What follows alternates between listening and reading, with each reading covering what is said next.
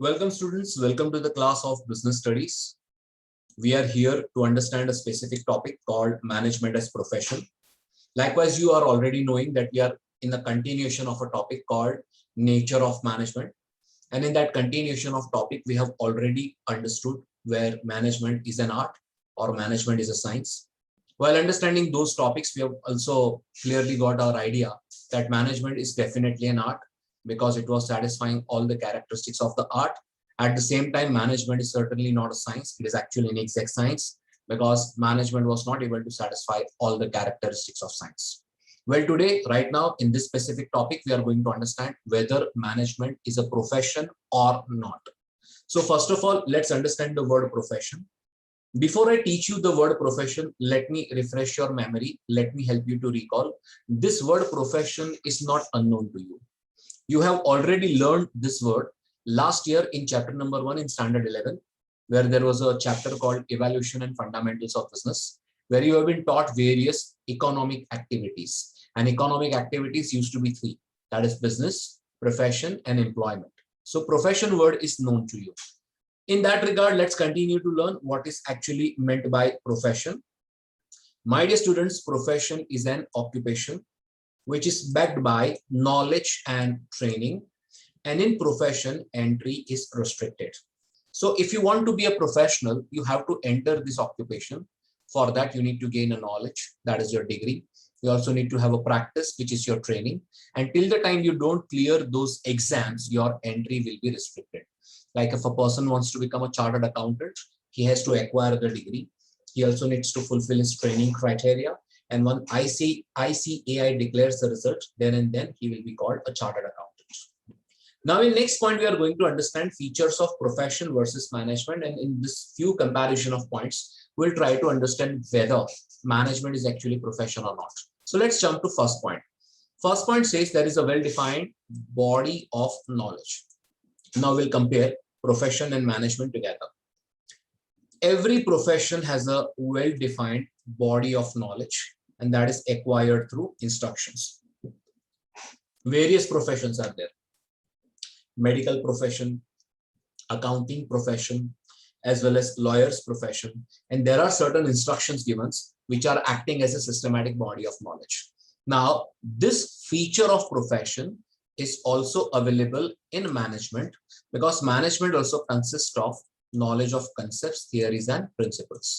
So if a person wants to gain a systematic body of knowledge for management, yes, there are various books, various theories, various concepts which are already existing. Like if you want to know marketing management or sales management or finance management, there is a systematic body of knowledge which will provide you ample amount of knowledge on the same. So we have just understood the first point. If you want to take more time over here, you are most requested to freeze this slide. As of now, I would like to go to the next slide. The second point is trying to explain, let me just put this bar up. The second point is trying to explain that there is a restricted entry. Yes, profession restricts the entry through an examination or with an educational degree. That is true. As for example, to become a chartered accountant in India, a candidate has to clear examination which is conducted by ICAI, Indian Chartered Accountants, Institute for Chartered Accountants in India. Now, this feature is not available in management. Try and understand. The profession and management are differing over here. They are not similar in this nature. This feature is not available in management because management is open for all individuals who want to learn managerial skills irrespective of their educational qualification or background. So let's consider myself that I'm just a 12th pass and I'm searching for a job. I want to manage the business and learn managerial skills. So to do that managerial skills, I don't need to have any kind of educational degree. I can join any business house. I can learn from their experience, and certainly it will develop certain managerial skills in me. But same is not the case in case of profession. Like I'm a 12 pass and I want to be a lawyer. I will join some lawyer and I'll learn all the lawyership. That's not possible. So yes, there is a restricted entry in case of profession, but there is no restriction of entry in case of learning managerial skills. So here, management and profession will differ. Let's clear everything and move to next slide. The third point, my dear students, is called professional association. Let's understand this one. All professionals are associated to some professional association which will regulate their entry, and it will also grant them a certificate of practice. For an example, a lawyer has to become a member of a bar council of lawyers, obviously of respective city, to practice law in India. So let's say I have completed my LLB, that is bachelor's in law, and I've also completed my LLM, that is mastery in law. So there will be an association at local level, which is called Bar Association of Lawyers of Surat. I have to join this body. They will regulate my entry. And after looking at my thorough inspection of educational degree, they will allow me a practice certificate. Remember, students, without having practice certificate as a lawyer, I cannot initiate my practices. This is a law and it has to be followed by every single professional. Is this the same case in case of management or not? Let's just check out. This feature is also not available in management, as it is not compulsory for managers to be a member of any association which is called AIMA. So like if for a professional there are institute, for managers also there is an institute which is called All India Managers Association. But it's not compulsory for any manager to join this organization. Yes, it is there, it is created, but no need to join it. Yes, it is a professional association of managers, but not necessary to join. So we have found out the result that in here also, in terms of professional association as a point, profession and management are differing. I'm just clearing all the details. You can freeze it if you want to read it. Let's move to next point. That is called point number 4. And the point number 4's title is called Ethical Code of Conduct. Let's learn this. All professionals are bound by code of conduct, which is absolutely inevitable, which means doctors take oath of ethical practices at the time they enter the profession. So yes, professional bodies have made certain standards, which are norms, which are rules. They are also known as code of conduct. And every professional, they have to follow this code of conduct.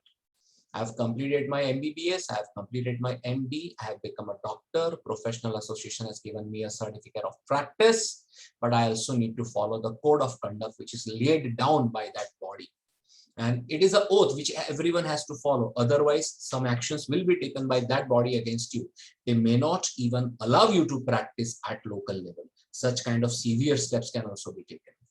Let's just try to compare whether management is able to meet this feature of profession or not. Again, sadly, this feature is also not available in management, as there is no uniform code of conduct for managers.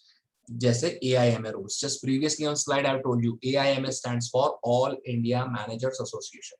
So yes, All India Managers Association has laid down some rules, have laid down some code of conduct, but it is not necessary for any management expertise to follow them. There are no uniform code of conduct. Yes, you can make your own separate code of conduct, like Tata Consultancy Services is there, or let's say Tech Mahindra is there, or let's say Tata Motors is there, or Reliance Infra is there. All these organizations are having their respective management, and their respective management have laid down their own code of conduct, which they are following it. There is no uniform code of conduct. So here also you are clearly able to see that management and profession both are different. Next, we are going to understand point number 5, and point number 5 is called the point of service motive. Let's try and understand what this point is trying to tell us. So in the point of service motive, the motive of profession is to serve clients by committed services. A task of lawyer is to ensure that his client gets justice. Yes, it is obvious. A professional person always provides services. Doctor treats his patient. Lawyer provides justice to their client. A chartered accountant files taxes for the businessman, again, who is also his client. So that's the motive of having a professional which will be providing specific professional services. Now let's just see whether management is also believing in having service motive or not. This feature is also not available in management because basic aim of management is to help organization to achieve its objective or goals. Guys, for a professional, his client is important, but for a management, his organization is not a client. Organization makes management, and it's management's duty to achieve the goal of the organization. A management of the company cannot treat organization as a client, organization as a created management. So obviously there is nothing like service motive.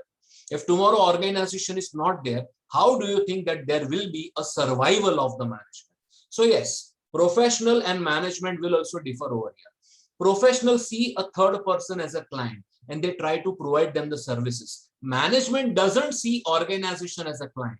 Organization as a created management. It's a duty of management to achieve the goals given or desired by the organization. So from all these points which we have just understood in few moments, like first point, systematic body of knowledge, second point, restricted entry, third point was professional association, ethical code of conduct was fourth one, and the fifth one which we are able to see, this is called service motive. So from all this, it can be concluded that management does not possesses all necessary features of profession. That means certainly management is not at all a profession. Thank you so much for joining in today's class. I hope I have solved all your doubts. If somehow, if there is problem in any of the points, explanation, I sincerely request you, ping me at my personal window and I'll be surely solving your doubts. Thank you so much for joining today. You have a good day.